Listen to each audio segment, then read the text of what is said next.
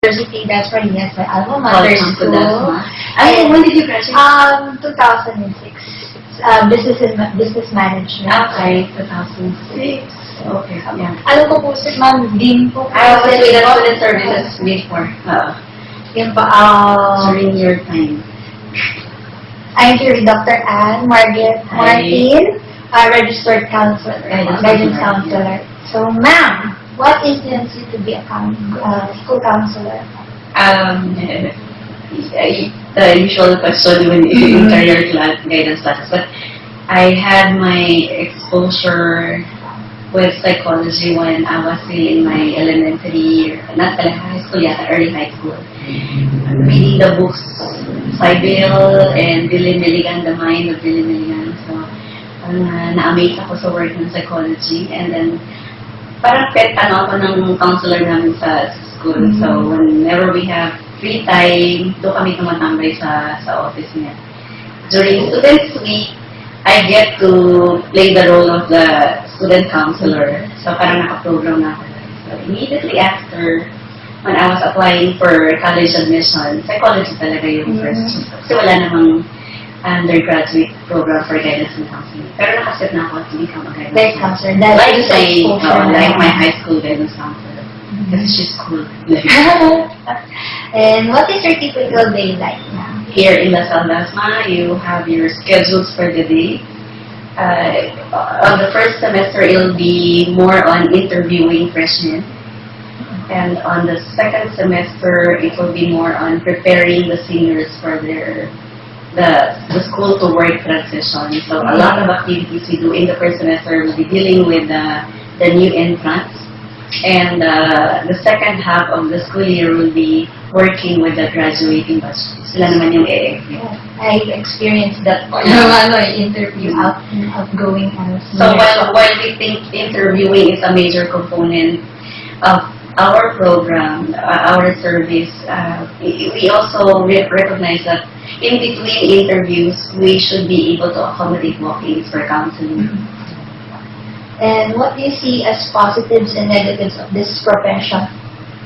Positive, you get to deal with a lot of students and para naging private ka sa kanilang mga personal na experiences, their dreams, their aspirations, their frustrations, things that they haven't even shared with people close to them. Kasi when we interview them, when we have sessions with these students, and they ask, have you told your parents? Hindi po. Parang, if you have major concerns about this and that, who do you turn to? Wala po. They have their friends to come from this. So, parang you provide another source of value for them. The negative, it can be very emotionally draining at times. Especially, minsan isang araw lang na isang case ang nahandle mo, parang gusto mo lang, parang abay, parang wasted ka na. Kasi po you get in touch kasi po with the students of their world and being able to get out of their world din. All at the same time, papasokan mo yung mundo mo, mundo niya, tapos kailangan lalabas ka din yung lagi para objective ka pa din sa pag-assist sa kanila. And what are the most important skills and abilities required for this profession? I think it's, syempre, theoretically, yung active listening skills mo dapat. Naka-tune in ka sa lahat ng what your client is telling you and more importantly, what your client is not telling you. Dapat na pipick up kasi nandun yung Yung ba sa po yung mga mannerisms na po yung sa kanyang gestures, sa kanyang facial expression, sa kanyang vocal message. Kasi minsan, di ba, pag ako masasabi, okay lang. Pero yung okay, nakikita mo sa may other meaning okay. And what is your school counseling or educational philosophy? Leave no child behind, sabi ni Obama. Every child has his or her story to tell and deserve to be listened to. So, they can perform at their maximum kapag nabigyan mo sila ng ganun.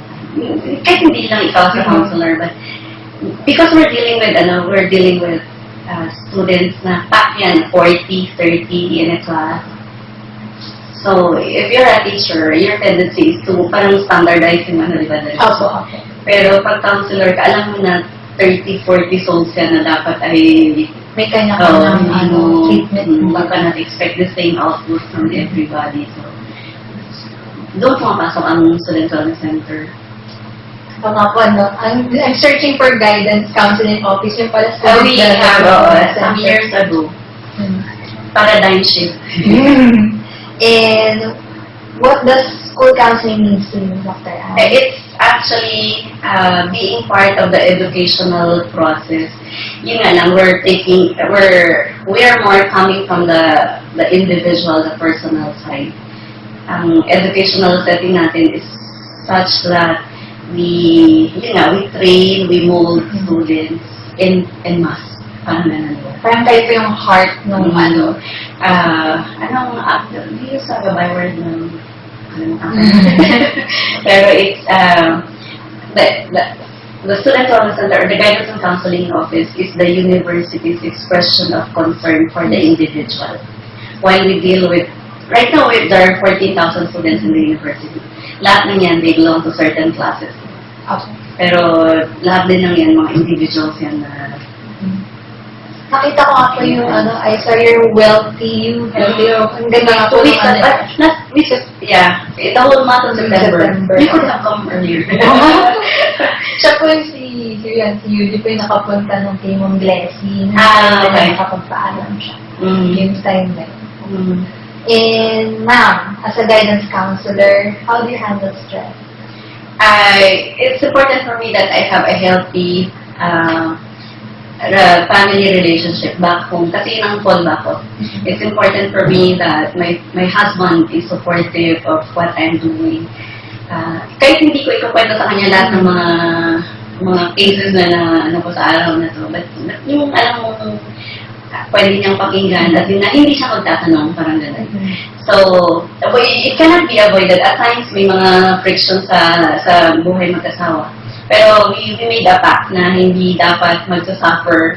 Kasi siya technical person siya. So, madali para sa kanyang mag-detach sa trabaho pagdating sa bahay. Okay ba na?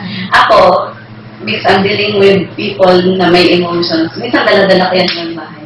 So, siya yung tiga-absorb. Siya yung guidance counselor niya sa bahay. Siya yung stress debriefer ko.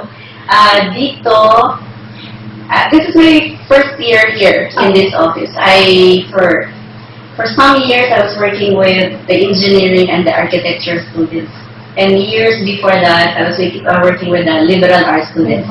Magkakaiba ang personality ng mga So, with the liberal arts, pwede magbatuhan kayo ng mga puro-puro yung mga yan. Sa engineering, ang concerns nila ay more on the academics kasi malalaglag sila sa program. This is my first year here at the College of Tourism and Hotel, CTH, College of Tourism and Hotel Restaurant Management. The best debriefer for me is my window. The tree outside. Right. Minsan din, kung talagang toxic na, I go out. Tapos, I also eat quick and meet with other, yung faculty. Although, iniiwasan din na I will be identified with certain faculty members. Kasi yung mga estudyante, iba din ang tingin pagka. Ay, kaano yan ni sir, or ni mga, huwag na tayo magkwento sa kanya dahil makakarap yung mga gano'n. May ganun palang Oo, yung association mo dapat hindi rin nagbibigay ng impression sa students na naka-ano ka dun sa certain people or office. Baka kasi ka sinusumbong ni Dr. Makita lang, ay, naku, pinag-usapan na yun. Mga ganun. So yeah, I eat, I have my family as my fallback. I also cry. I cry, lalo na pagka, yung emotionally heavy yung session. Talaga po na? In my room, at home, or before, kami, dalawa ng ating kasamang counselor, kaya lang wala siya ngayon. So, nagdi-debrief din kami. And how do you handle criticism?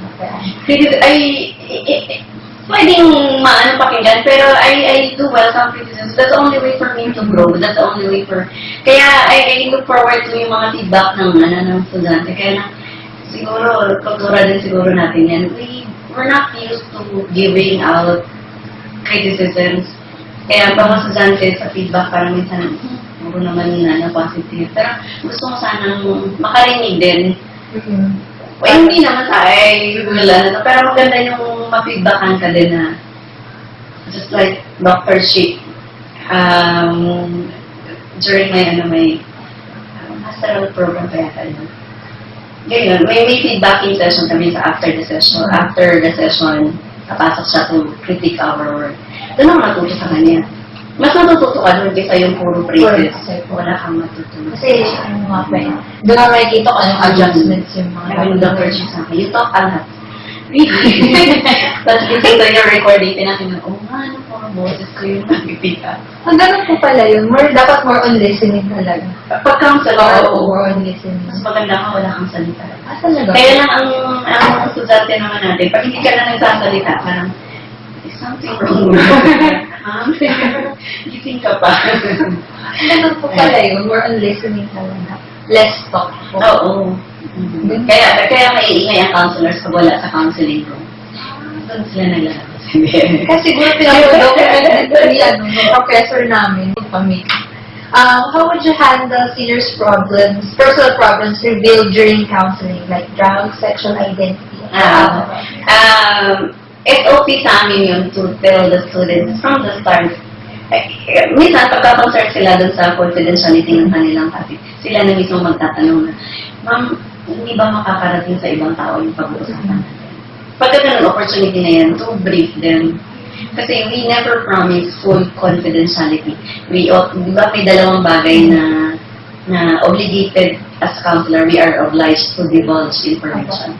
One is, when the client will become a danger to himself or to herself, i-break namin yung confidentiality. Pangalawa, when the client will become a danger to others, will put other people in danger, we will have to break the confidentiality. Other than those things, confidential lahat ng pag-uusapan. Sinasabi po yun sa from the start, para hindi sila makaramdam na the last, sino nga dyan? The last, hi, yes ma'am, sandali po ha. The last, suicide case that I have handled, yung tinatanong niya muna kung makakarating ba sa ibang tao yung pag-uusapan natin. So I have to tell her, so, at the end of the day, kasi, ano yun pag kami ng ganong cases, nag-a-activate ang aming crisis management team.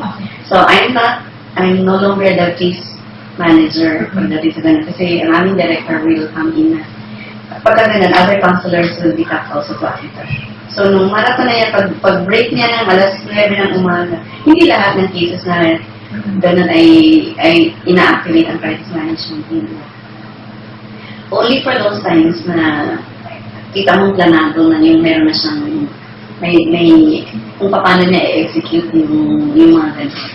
So, nung nagkwento siya na meron akong ganito yung gagawin ko, I already left a suicide note doon sa pag ganun, activated na kagad. So, at the end of the day, na-contact na namin yung may counselors na pumunta sa parents. Because we had her attend yung isang klase niya kasi at least meron pang konting di ba? Kasi may quiz pa ako sa ganun. Sige, attend ka muna sa quiz. Tapos, no-workout na. Pagbalik niya, I had to break the news to her. We have been to your place. Kasi ang isa sa mga nag-trigger is yung family. So, yung initially, talagang nagalit siya sa akin. Wala ka namang, but it's expected that the student that your client will get mad at you. Might feel betrayed, parang sige na, okay lang. Kung ang safety naman niya yung kailangan. Yeah, so, ano na nga ulit? Kapag yung mga personal problems. So, ito naman talaga yung venue para mailabas yun. Kasi what's weighing the client down, what's causing the depression are feelings, information that have not yet been expressed, di ba? So, expected mo na ilalabas na yan.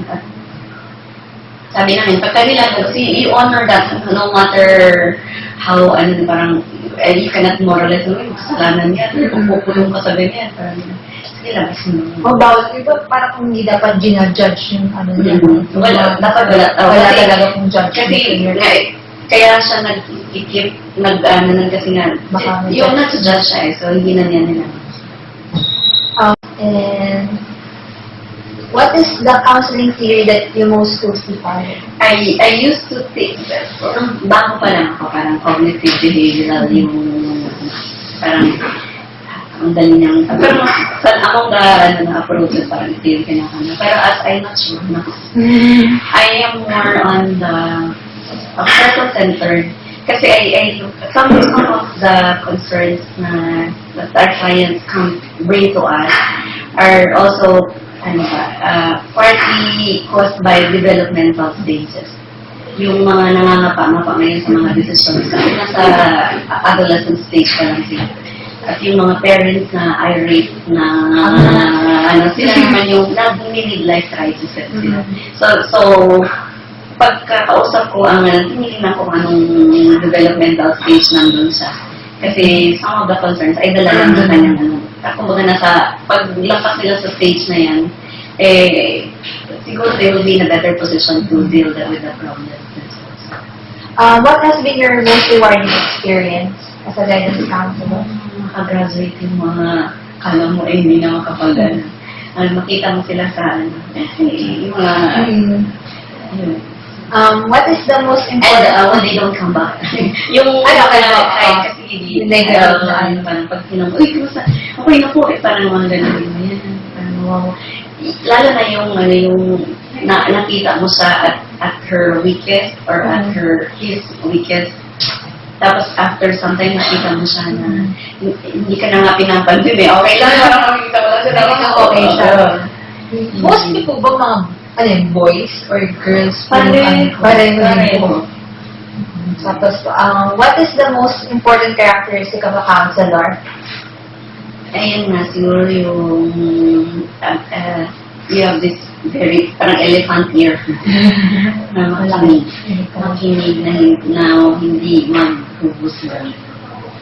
And do you apply the guidance counseling theories and techniques in your lives? Oo naman. Oo naman. Pag may mga super major hurdles, you tell yourself, sige, matatapos din to, all things will come to pass. Parang bagyo, hindi naman yung bagyo the whole time, sa dalawang araw na yan. Even with difficult cases. So, I siya matapos. Yan ang pati na. Ito lang yung critical, pero meron din yan pagbaba. What educational program or major is recommended for this profession? Psychology. Psychology po tayo. Basic. Right. Ang guidance and counseling kasi ay a masteral level na so even the law will prescribe for psychology as the undergrad for guidance and counseling. Psychology. I don't know if there are education din yan. Tama po ba may BS Psychology sa BA Psychology or magkaiba ba po yun? Ang difference, the same major subject, but the difference will be in the electives. Ang AB will pursue education, anthropology, sociology as the elective or the minor subject. The BS will pursue natural sciences. Kasi the BS can be a pre-med. Okay. The AB Psychology can be a pre-law. But either will be pwede siyang gamitin, undergraduate for guidance. For graduate, yeah. Okay, and lastly, ma'am, what advice would you give for aspiring counselors on preparing for this career? For this career? Tambay kayo sa guidance and counseling office. Katulad ng ginawa niya dati.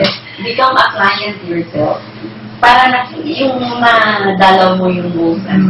Kasi when you are already a student of guidance and counseling, nandito ka na sa side ng the skills training, the theory, etc. Pero danasin mo muna yung you were once a client yourself. Para maintindihan mo lalo yung kausap.